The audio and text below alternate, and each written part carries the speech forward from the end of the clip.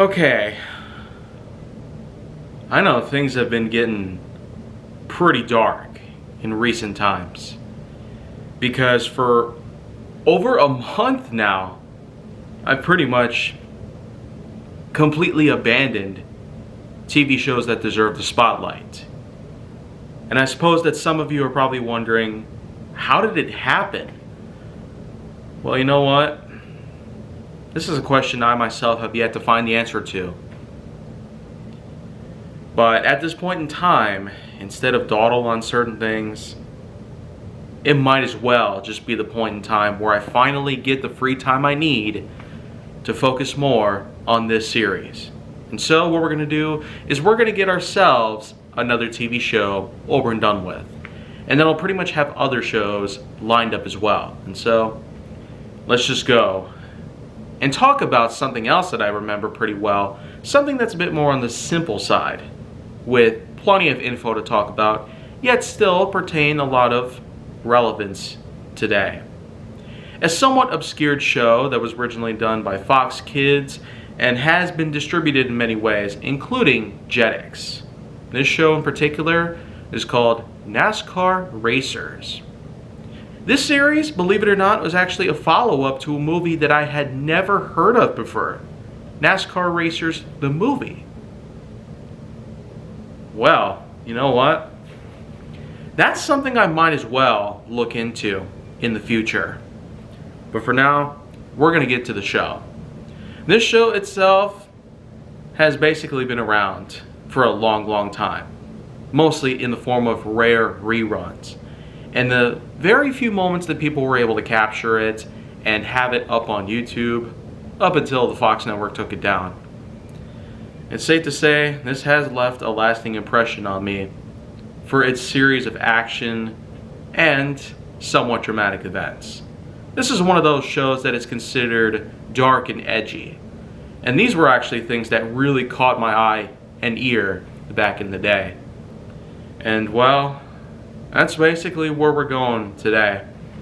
NASCAR Racers first premiered in November of 1999 with a 3-part episode known as The Real Thing, The Stakes, and The Heroes.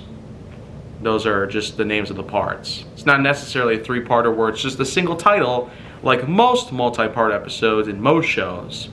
But no, they have their own independent titles. And as for the rest of the series, beginning in February 2000 and ending in 2001. So just over a year after they basically began the whole thing. So when you get down to it, that's not necessarily a whole lot to work with. That's because the series itself has mixed reviews and some reactions. Not entirely positive, but by the time the series was all over and done with, a lot of the episodes, according to IMDb, have star ratings typically between 5.0 and 6.0, which itself is a bit too average. And by today's standards, a lot of critics out there are wanting to talk a bit about this series and give us a bit of insight on how this one's not necessarily that much worth watching today. But why don't we take a closer look, starting with the one thing that drew my ears a little more so than ever: the cast. It itself is a pretty well done cast. For a small series of race car drivers battling against other race car drivers, you have two factions. In the same way that there are Autobots and Decepticons, you also have Team Fastex and Team RexCorp. RexCorp is the antagonistic team, while Fastex is the protagonistic team.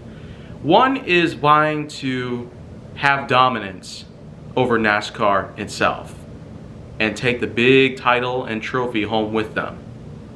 But only one of these teams is able to get through the qualifiers, the leagues, and finally, the grand race.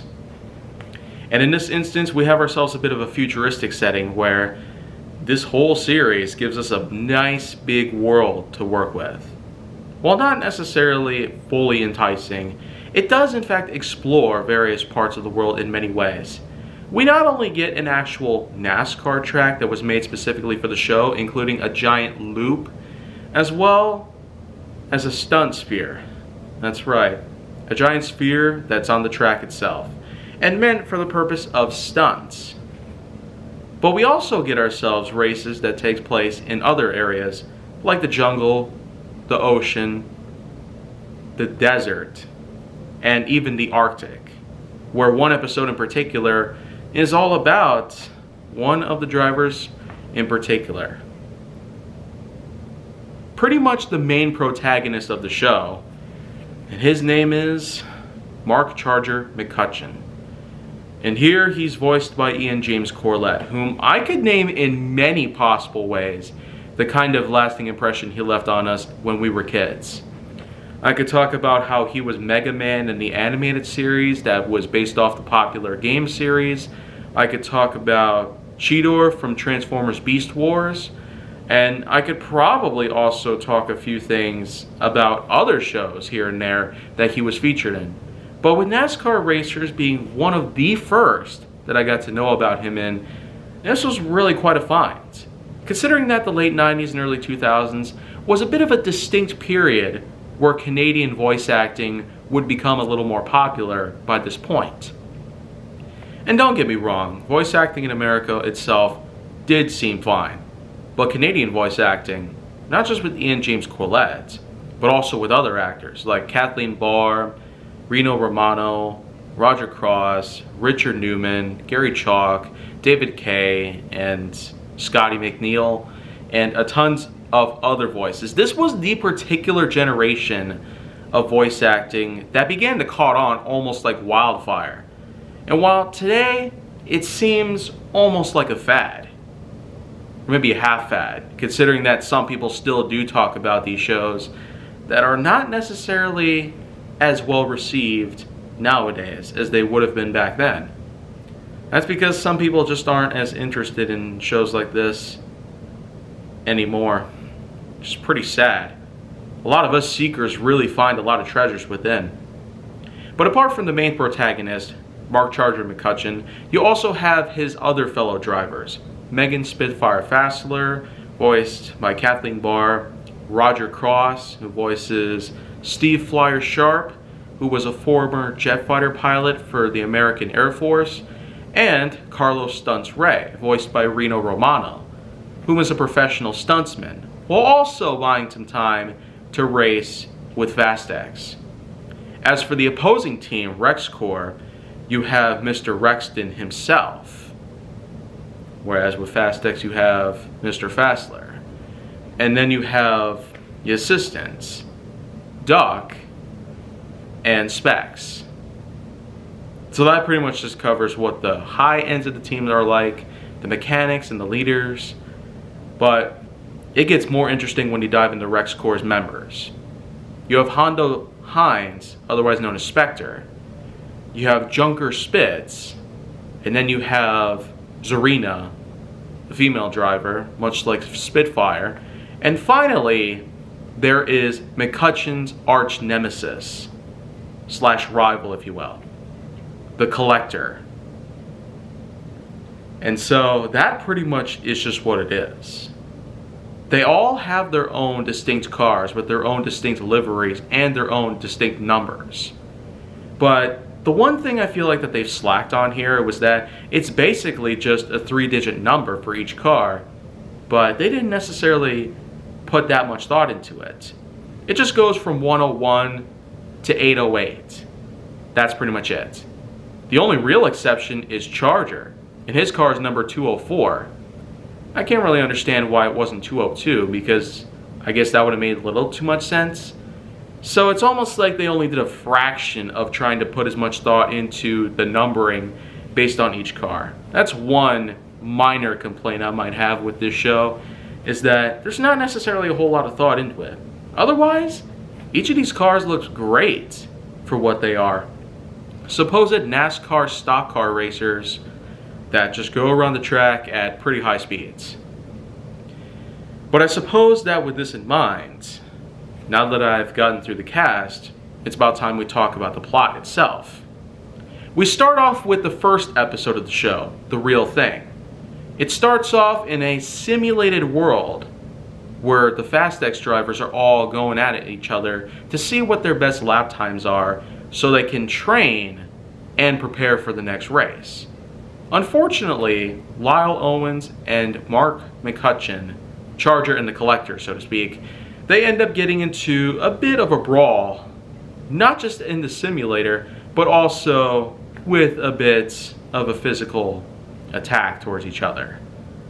That's basically how much of a grudge they both hold against each other, pretty much.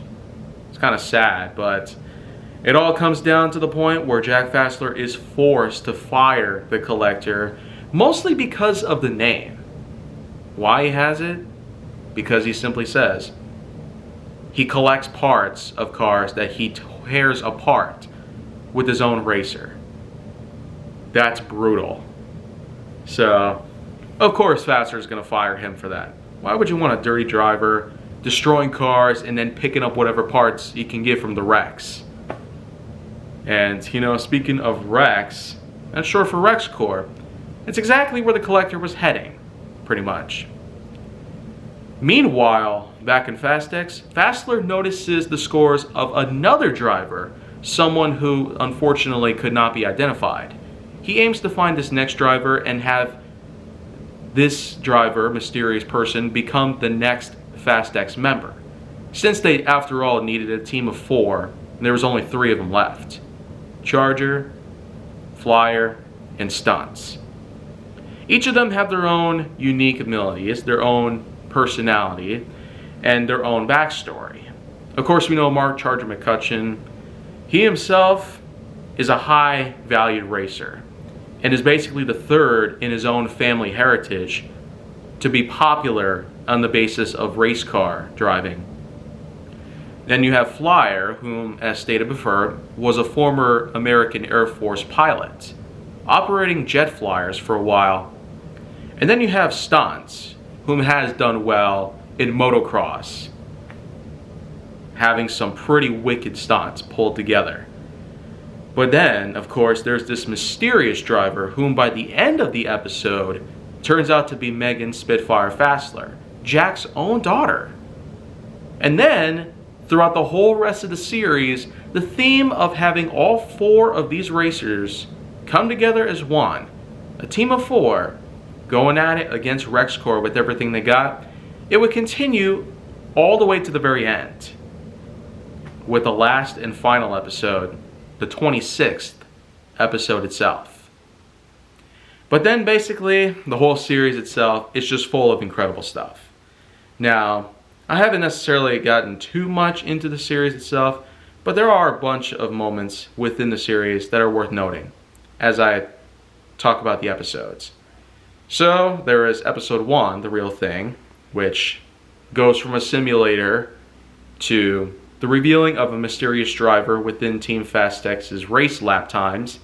Then you have The Stakes, where they begin their challenges against Team Rex Corps. Third episode is Heroes, the last of the 1999 trilogy, where Flyer unfortunately has an explosive device attached to his car, and he's unable to break the throttle in an effort to get it to stop. Duck out of the way for episode 4. Duck unfortunately quits due to an accident involving Megan's own car being fried from a microwave ray. And after some investigation, it turns out that Rex Corps had to do with the whole thing. So, the following race basically ended with the thwarting of Rexton's plan to eliminate all Fast X racers with microwave radiation. Then you have number 5, Co-Pilot, where supposedly a little problem goes down with Charger's own brother, Miles McCutcheon.